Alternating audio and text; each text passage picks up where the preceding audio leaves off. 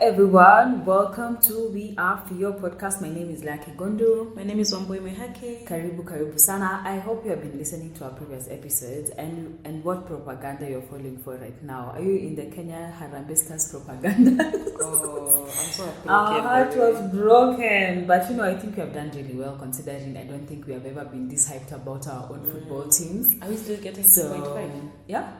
Are we still getting the 2.5 M? Okay. We are in a very weird time of when you have been made promises and then they're never delivered. And that has been proven over and over again. So yeah, we'll just wait and see. I think we've been abandoned too much with this government, and we might be in a toxic relationship. Word. The ex that always does not disappoint. Like they marinate you, and then when it gets to the part where they need to do, they don't even do what they need to do. So anyway, make sure that before we start, make sure that you're following us on all our social media platforms at FIO_podcast_KE, and follow us on our personal pages just when we share more about the podcast, and to at least also get to know us a bit better at Leah Kigondu. At Wambui Mwihaki. Yes, just search for that and then look at the faces and see whether they look like Fio. They match like the voice. Yes. But you should have already seen our faces because you are following us on our podcast platform. Yeah. So today we have like a bit of like a serious conversation. We are always serious, but like this one is deep. I think not serious, deep conversation, but it's mostly towards the things that we have been doing. We have been organizing community events, and we felt like in these community events has been a lot of sharing that we have done, that our community people have done, and we just started thinking like what a wholesome experience it is when you get to be able to create safe spaces where people feel safe and communicate that. And so we thought, why not jump on a conversation around healing in community? Because I think we have a lot of like discussions on like healing and personal healing and going for therapy. But now this is like collective healing without like a therapist on board, but just from the fact that we're sharing. Yeah. Totally. And I think the previous one that we did, the Pilates one, we had like a whole section where we were sharing some things, and the group I was in, we had a conversation on somebody who's healing through like a breakup, not even a breakup, a divorce. A divorce sounds more serious than a breakup, right? So healing from a divorce and that outlet of being with people in community was something that she really valued. So hence the topic today. Yeah, I actually have just mentioned that and thought of myself, maybe we do a lot of that as women. Because when you're going through shit, you're just like, you go and talk to your girls and you feel a bit better, or they kind of like boost your confidence, or and then that's what you are advocating for men to do more, because they should discuss more of their feelings. Yes, they should talk more of their feelings. I think they talk because their guys have like they're boys, bros, but it's not like I'm feeling heart to heart conversations like, we're gonna watch Arsenal and Man U. Thank God we are at the Premier League season. It has just started. It has. It has. So I'm sure they are going to be meeting more, and I'm hoping that this conversation shall inspire men to talk more and be more in community.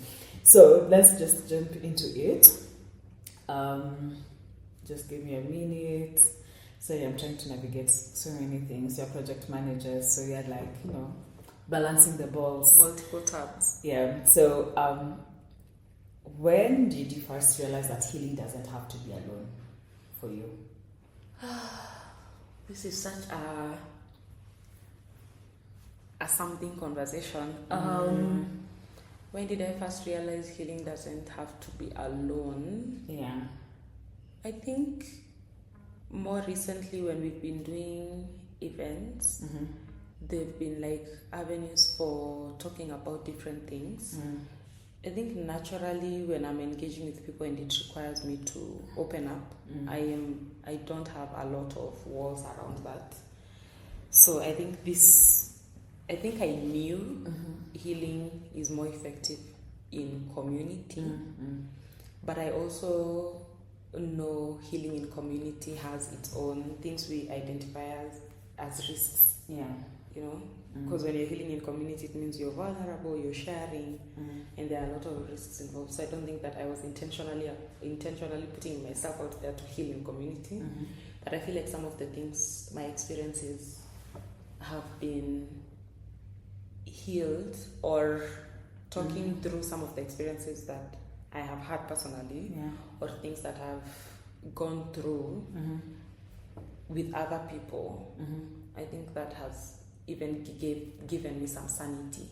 You know, like if you remove it out of your head and put it out there, you don't feel as crazy. Yeah. Because of feeling the way you feel. Yeah. And then, but it still has a lot of risks involved. Yeah.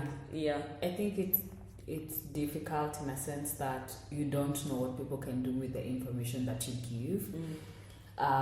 You also don't know, like, which I think, I wanted to say, like, you don't know what people will say after the sharing. Because I think in the sharing is like, oh yeah, and I think mostly for girls. Yeah. And like when you watch Love Island, the girls like are normally like, oh yeah, don't worry. And then after they leave, they're like, I think she should, Yes. and like give you prejudgments. Yeah. But when it's front face, it's like, it's like, oh, don't worry, we are here to support. Like this validation, there, and then there's judgment behind. Yeah, so it's an interesting perspective. But I think for me, healing in community hasn't been intentional. It has just been unintentional. I feel like nowadays when I'm engaging with a lot of people in groups, it heals a certain part of you. Or when people share, you also feel like it validates your experience, that you're not insane for feeling certain ways because of something. Because like yesterday, I remember we were having a chat with one of my colleagues about a situation I'm handling at work, and you know, she was just like, can I just call you? And then we just went through the scenario that I'm going through. And she was like, yeah, you know, sometimes because we work remotely and you don't interact with people so much, sometimes you might feel like your experience is invalid in a way, because everyone in a remote space shows up as, I feel like, quote unquote, at their best. You know, because you don't even see them. You don't see the body distraction. Yes, exactly. And then she was like, you know, sometimes I feel like I know nothing. And I was like, yeah, me too. I sometimes feel like I know nothing. Yeah.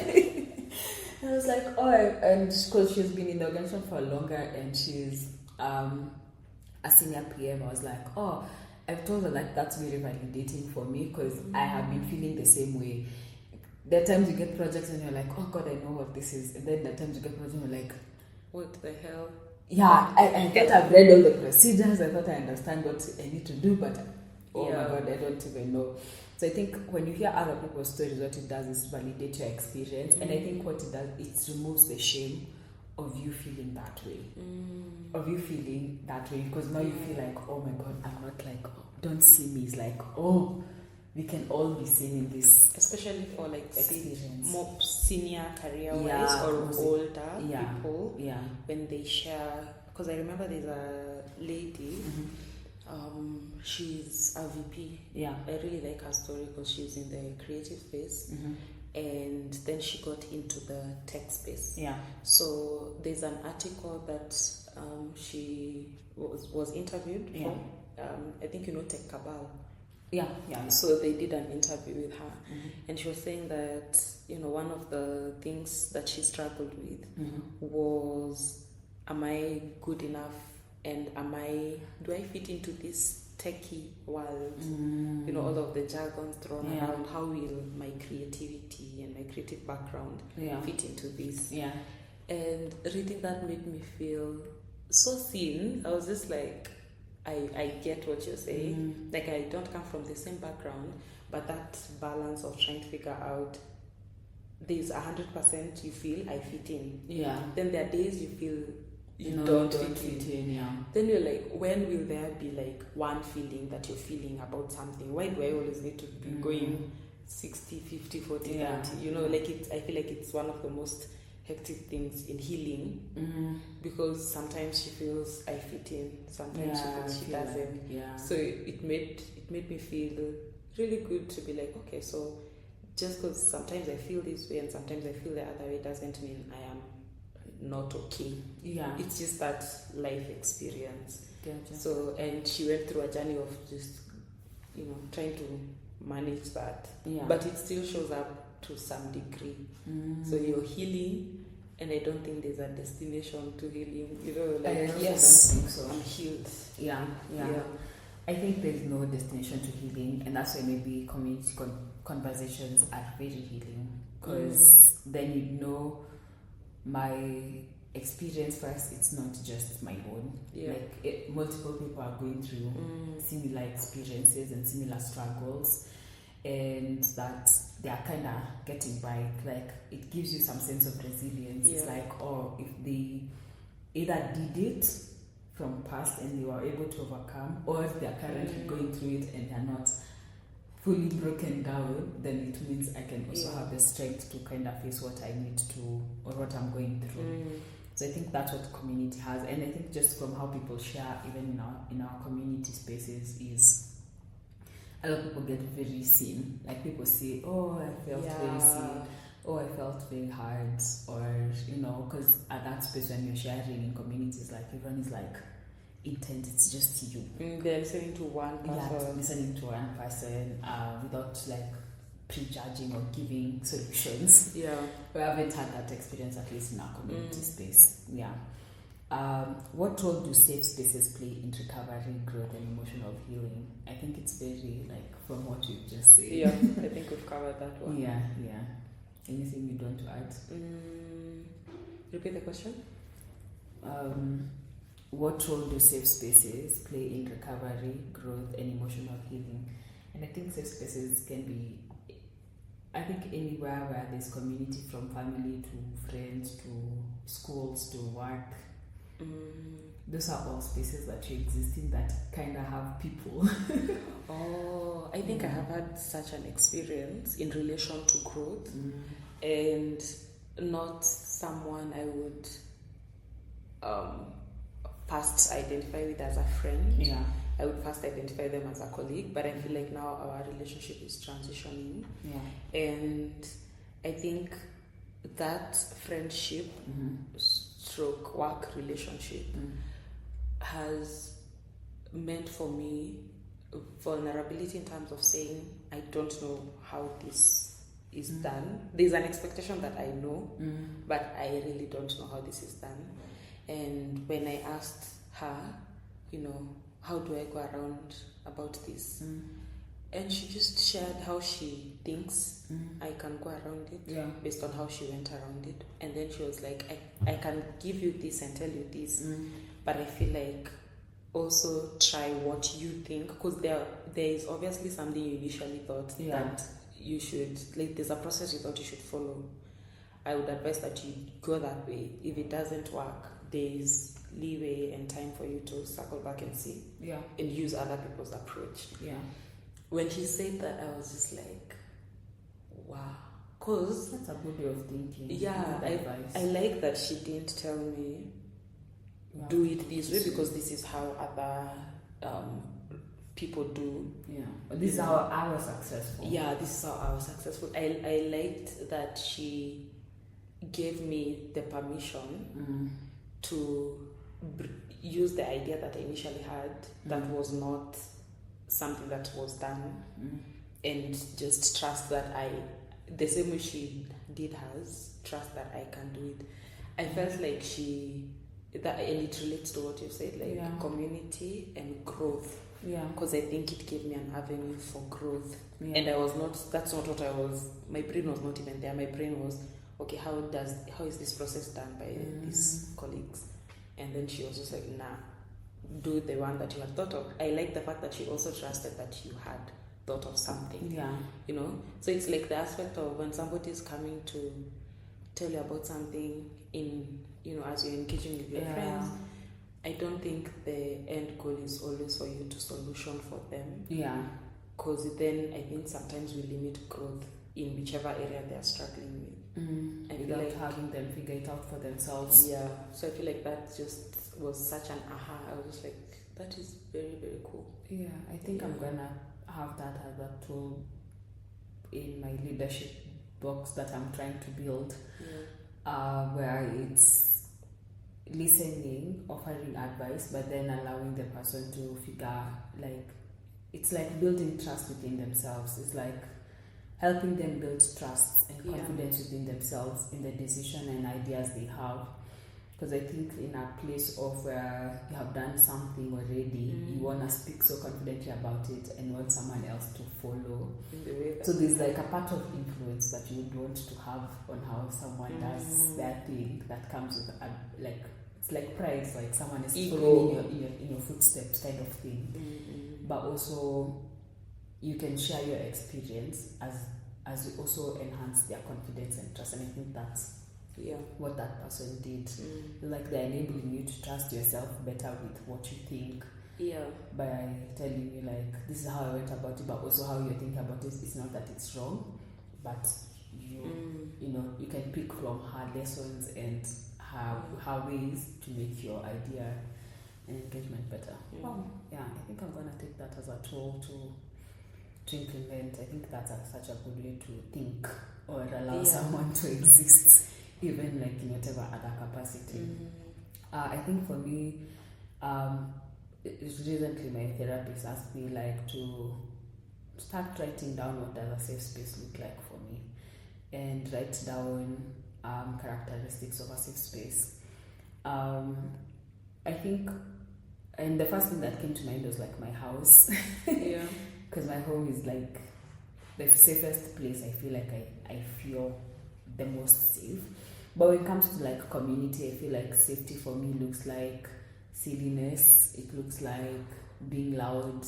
Like it looks like I can be up and down and still be okay and accepted without feeling like I need to make sure that everyone else is okay. And I think mostly when it comes to, I think some of the communities where I've felt there's been a lot of growth, and it has been, I think, in gym.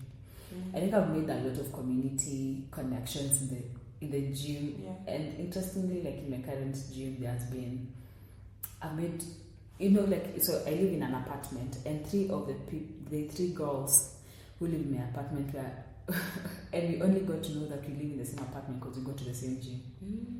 We actually met at the gym. We actually have never met even on the stairs in the apartment. We have only met at the gym. So, and in a way, we have become friends just because of that specific place. And it feels nice to know, like, to have people who you live together and do things together. And now, like, we rebalance, like, we share to and do things. Like, you rotate even other things. We tend to share. We can now have someone we can just blabber to about things. And mostly if you live alone, it feels nice to know that, someone who you relate to on another level. So I don't know what that has done in terms of my recovery and growth, but I feel like it allows me to be and just exist as a human, just knowing that you have other people and other connections that you can fall back to or have fun with or those kind of things. Because there are people who are like, I want to go out but you don't even know who to call, or I want to do something but you don't know even who to tell because you don't have people to do those kind of things with them. And I think if you are part of community, you can easily just reach out to someone and be like, can we do 1, 2, 3 things? Actually, one girl yesterday, she texted me and sent me something in the same gym, and she was like, can you do this maybe one of the Saturdays? And I was like, interesting. But also when she came to the gym, we have been talking and making fun and being silly, and then I told her, I think we should be friends now. I think we should be serious friends now. I think she took it to heart. And so I think for me, community has just created spaces to meet other people and develop even individual connection, but also community connection at the same time. It's nice also the having friends within, like where you live if you live alone. Oh yeah. Even like in terms of like if something happens, there's somebody close who can just show up. Yeah. I think that's a nice thing. Yeah, at least you're not like, because nowadays I don't think we have neighbors. I feel like you don't even know, like you can literally meet your neighbor at an event and you don't even know you live in the same place. Yeah. Let's go to the next question. Okay.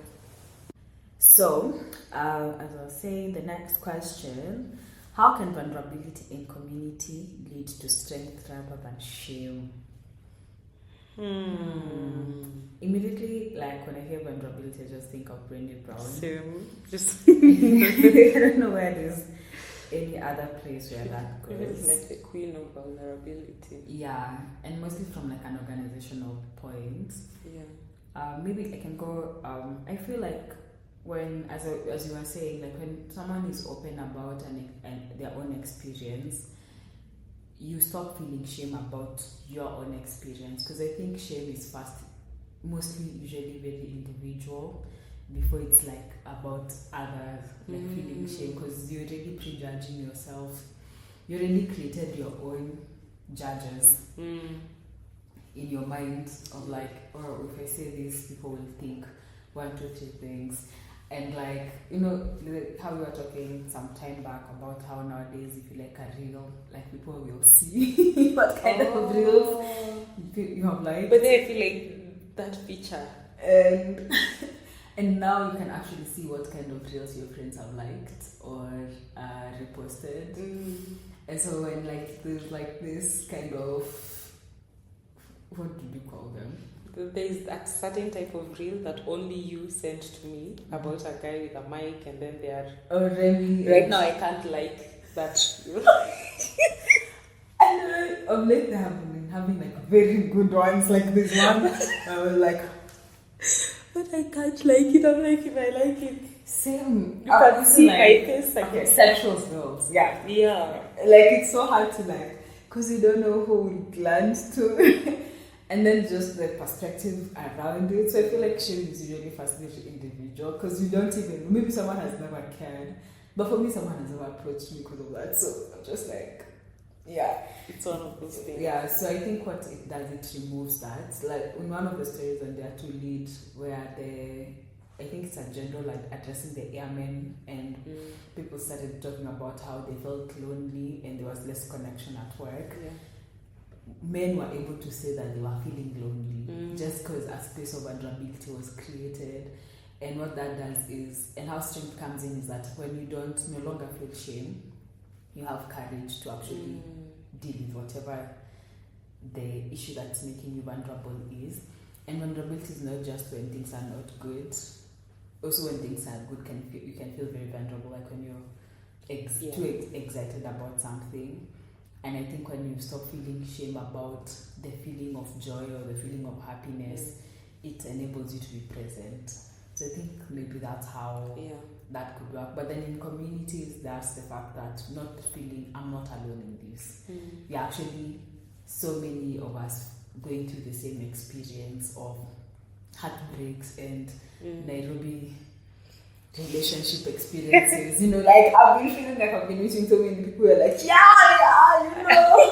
so you start feeling like you're the only one who's not locking it in. But actually we are several of us who are not locking it in, and I'm not afraid to say that. Now we can share in this community kind of thing. So I think that's what it does. Like just that you're not alone in this. And so you stop feeling like you need to constantly judge yourself.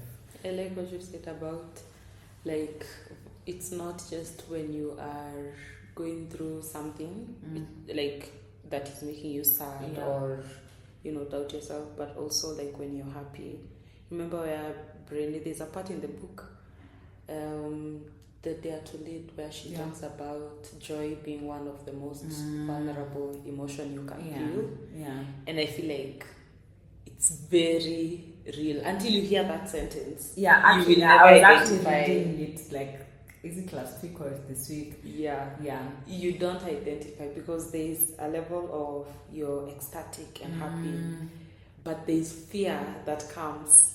You know, something that grips you. You're like, oh my God. Then you stop yourself from experiencing the joy. It, yeah. And so I think we do it more often than we think. I actually think so. I think we limit our experience of joy and excitement and pleasure more than we think, because we feel like if it's too good, and then something will happen. Yeah. And when I read it, she called it for bonding or forbidding or for bonding joy, where you are kind of like you're like okay, like you laugh and then like I like, laugh too much. You control it. You control like it. I will be happy, but no. What not if? There's a lot of what ifs in your head. Yeah, and probably it's just because of our experiences. But she says like you can never avoid a bad thing from happening; it will still happen.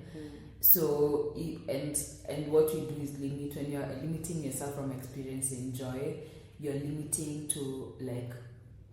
It's like storing for later. Like when those bad things that you're thinking might come, when they come, you no longer have a place that you can go lean on because you never allowed, you never like, what do you call it, fill your cup of joy. So when sadness comes, you have no resilience. It breaks you so much, because on the moments where you should have experienced full joy, you don't have a cup to pour into when you have the sadness or when the bad thing comes. And so she was saying the experiencing of joy and happiness in the moment, it's actually filling a cup. For those moments that you're already thinking that are going to happen, bad things will always happen in one way or another. You need to have something to fall back to when they happen. And so those comes like the memories, like travel. If you need to travel, then feel like you need to always save all your penny, because when things get rough, you'll always have memories with you. Or if it's family or friends that you need to spend more time with and enjoy without holding back, then when things get tough, you have a place to go back to and feed from. I think that's so valid. I feel like I struggle with that because I don't think there's a time that I have, because like this week something positive happened at work, and I think I stayed in it for like seconds, and then I moved to the next thing.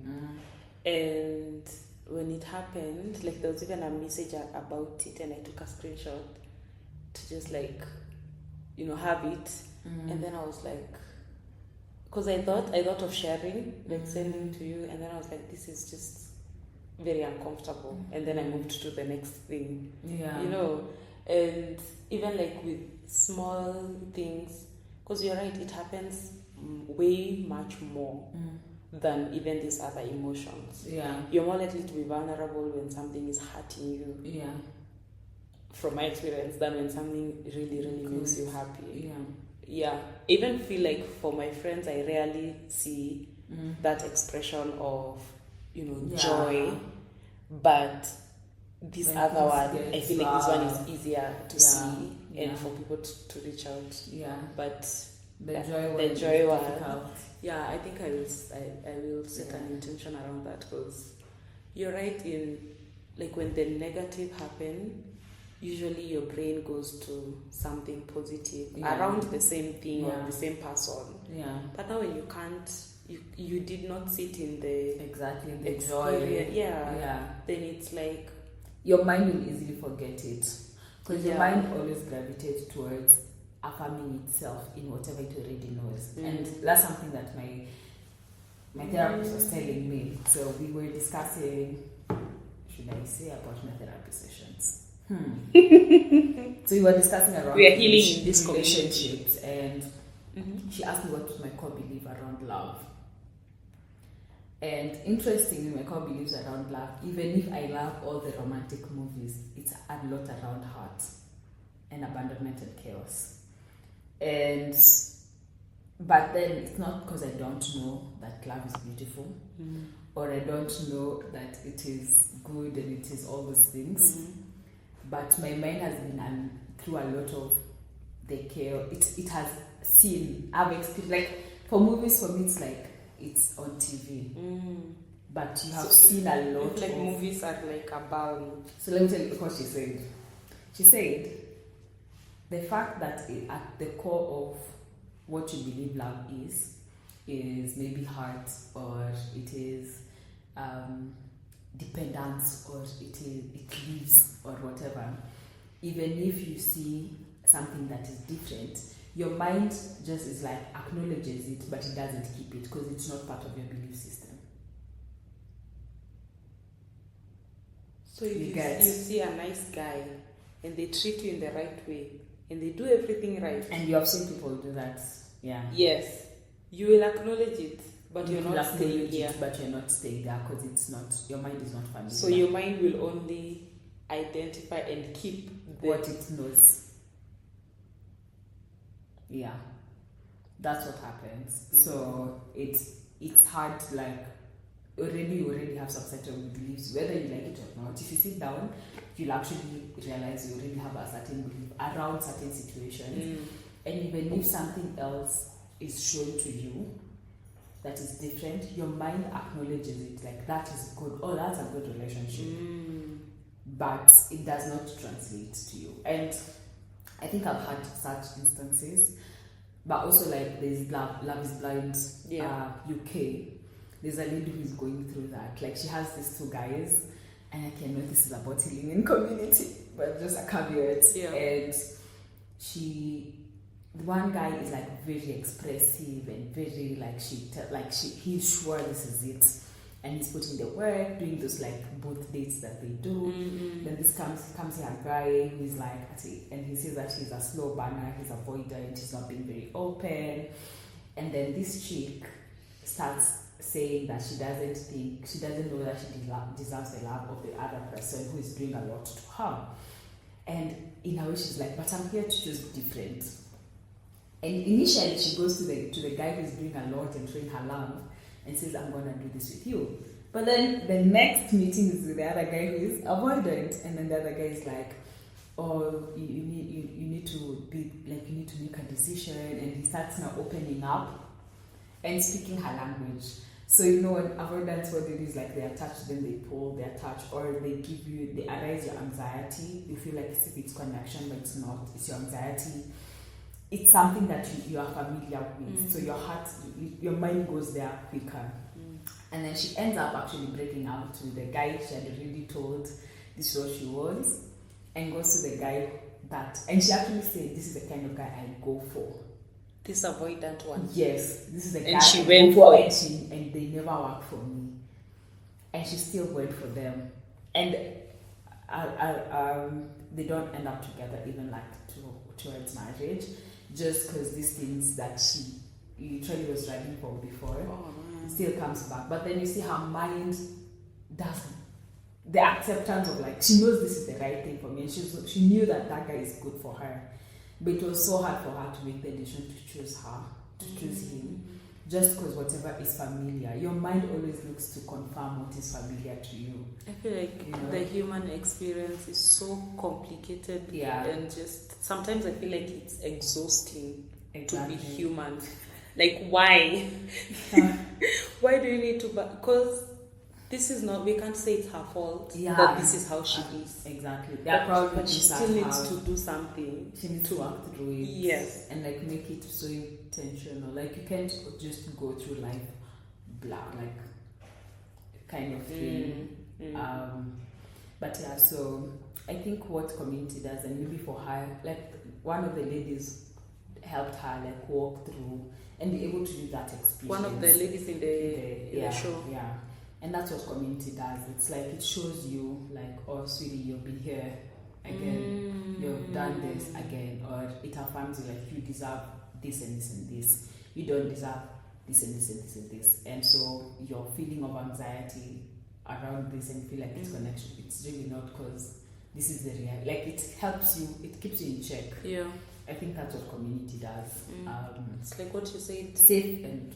yeah, good communities. Like when you are dating, you date the person within your group of friends. Like not like date a friend. Like bring the person you're seeing to be around other people that you engage with. because it's when you're outside looking in, it's sometimes easier to note something. But then I think something that community struggles with, even I struggle with, is calling or saying it when you see it, when the person is engaging with, say, like a potential partner, being able to say, this is what I see, and it might not be in alignment with what your friend is seeing. And that is like one of the most difficult things to have a conversation about. To be like, I know you like him, but there's something, but I'm seeing this and I don't think it's a fit. Because when you are in love or, you know, really, really like someone, sometimes love is blind. But you see, like, it's very blind. It's for you to like tell them, but then the decision is still theirs. It's not you're telling them. And I think that's the thing that we do, is that we tell them with the expectation that they should change. And if they don't take our advice, we feel like, why not? But you see, like, I feel like it's about being like straight up and being like, I don't think this is it. But also making them feel like, I'll be here for you, but just know this is not it. It's just like, I'm going to love you despite this experience, but just know this experience is not what I want for you, and this is why I think this and this and this and this. I think there might be definitely a part where it's uncomfortable, but I think it's necessary, and I don't think a relationship needs to flourish just when you're okay, you're all okay. I think it's necessary, and most friends come around to be like, if it wasn't really, it would be like, thank you. Later on, that makes sense to them. When they're in the honeymoon stage, they won't see. But when they're dancing, they heartbreak. Exactly. They'll be like, oh, I wish I saw this. Because there are things that you can't really avoid. Because everyone, you have to let them make that decision. You have to let them go through that experience. But you sharing what you think about them might be the thing that saves them from the worst of that experience. You know, because now they have it in their mind. So they'll be like, okay, no, but I still love this guy, but it's just like, okay, oh, now I can. Or you bring it to their attention. Have you been like around something and then you start seeing that something very often? Like if I've been around someone, let's say, who has like a Subaru, you start seeing Subarus. No, I'm not saying that, but you get the concept. You're right.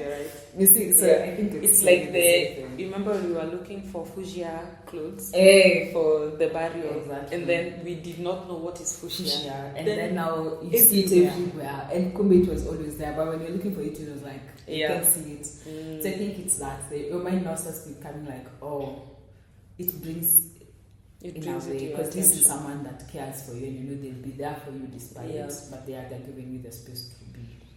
I think one of the things that I recently watched. Have you watched K-pop, the cartoon? But yeah, I think I've watched in passing. In parts because of Hailey. But yeah, it's a really, really good cartoon about shame, vulnerability, and healing. And one of the things that makes shame thrive is because you're hiding the things that you feel like are imperfections. And you don't allow other people to to see. So there's the three ladies, and then one of the ladies has like she has scars, demon scars. And she's trying to make there's something they need to do collectively so that doesn't happen to everyone. But the other ladies don't know that she's affected. Right? And because of that, her hiding her shame, it grows. You know, like when you hide something, it festers, it grows. Then, like, there are things that are now constantly in your head, constantly in your ear, validating your shame, increasing it. So you can literally see through that cartoon, and I highly recommend, you can literally see shame being put in a way that you can see it grow, and the things that are feeding it to grow. And then when she breaks away from it, it's not that the scars are not there. They're still there. They're still there, but now her outlook is different. And now the people around her have also seen and embraced and accepted and helped her deal with it. But she still bears the scars of that experience. Yeah. Which I think is one of the most beautiful things, that you can go through something, an experience. Healing doesn't mean that it fully goes. Yeah, and that there would be a reminder. You know, even on your body, even when you see something, it will still remind you of something, of that experience. Of that experience. Yeah. But you're able to move past that. It's not something that now cripples you from moving forward. It's a really, really nice one. Oh, that's amazing. Yeah. I've read the story of the lady who wrote it. I think it's because for her, she was like, this is real life, and she feels like it has never been demonstrated in that way. We are not shown anger in the face in the way it should be shown, or all these feelings in the way that it should be shown. And so she felt like she wanted people to see all these things. I should watch it because it's apparently it has broken so many records that have never been broken before. And it has the K-drama, Nini, the guy, like it's feel good. But it is so sobering. Yeah. Like the message is not hidden. You're not trying to figure out what it's telling you. You can see even your own experience there. It's really nice. Yeah. Even for kids. I like the concept of, like, I don't feel like we talk about shame a lot, but I feel like we exist a lot in shame. Because the other day, I think there's something I was going through, and I was to meet someone, and I told the person, I feel like I'm too emotional right now. I don't feel like I don't think where we are in our engagement can hold the kind of emotions I'm feeling right now. And I feel like part of it is like I struggle with, I think, like things around sad emotions around people. Yeah. And so I felt like I don't feel like it has the space to create for me, to hold me in that kind of emotional capacity. And sometimes, like, probably what you need is just being seen by someone else, and someone else holding for you that space to not feel shame in your experience of that emotion. That makes sense. I think we have talked a lot. I hope we have covered it, but I think what is like one of your like takeaways or something that you want to do more in community? I think experiencing joy in community is something that I want to do more of. Yeah. Sometimes I feel like it's hard to find that space and balance, because you also don't want to negate what someone else is feeling. It's hard to feel joy when someone else is not feeling the joy. That same joy. Yeah, like if I'm going through a positive experience and somebody is not going through, maybe they're going through something difficult. Sometimes it's hard to be like, stay and experience your joy fully, and you feel guilt for your joy. So I think one of the things that I want to practice is just trying to find a way to hold both and allow myself to, really feel an experience and really be happy. I want to positively be vibrant and happy when I'm going through a season of happiness. Yeah. That's my takeaway and intention. I think that's amazing. I think also just experiencing first the full joy yourself, so that you don't feel like others need to be in the same space of fullness of joy as you. Like experiencing joy without feeling guilt of other people's experiences, because essentially you're not responsible for their feelings. So you say that if they're going through a hard time, like you're allowed to feel your experience of joy in your fullness of the experience of joy.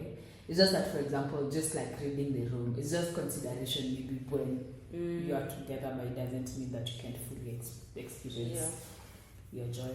And I think also just people holding space for both things to exist at the same time. It's like I'm not at my happiest, but I'm still going to do one to two things at the level in which I can be able to be there for. Because also there's that aspect of, like, if I'm going through something and during the season of joy, I can show up for you in your joy to the extent in which I have capacity to.